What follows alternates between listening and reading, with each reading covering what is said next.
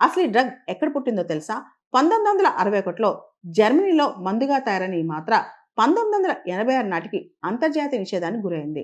అసలు ఈ Captagon drug అనేది ఏడీహెచ్‌డి వాళ్ళ కోసం అంట. ముఖ్యంగా attention deficit hyper activity disorder దాన్ని ట్రీట్ చేయడానికి, పిల్లల్ని ట్రీట్ చేయడానికి అయితే ఈ డ్రగ్ చాలా వరకు మిస్‌యూజ్ అవుతుందంట.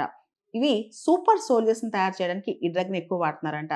కొన్ని రీజియన్స్‌లో ఈ డ్రగ్‌ని పూర్ మ్యాన్స్ కొకైన్ అని కూడా పిలుస్తున్నారు. క్యాప్టగాన్ డ్రగ్ యొక్క అక్రమ ఉత్పత్తి మాత్రం ఆగలేదు. నేడు సిరియా దేశం ఈ క్యాప్టగాన్ డ్రగ్‌ని చాలా ఎక్కువగా ఉత్పత్తి చేస్తుందని చెప్పి కూడా కథనాలు చెప్తున్నాయి.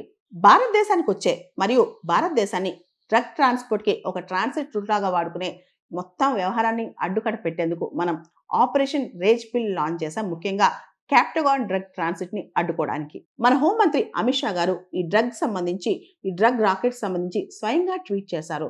ఆపరేషన్ రేజ్ పిల్ ద్వారా భారతదేశం మొట్టమొదటిసారి జిహాదీ డ్రగ్ క్యాప్టగాన్ని స్వాధీనం చేసుకుంది.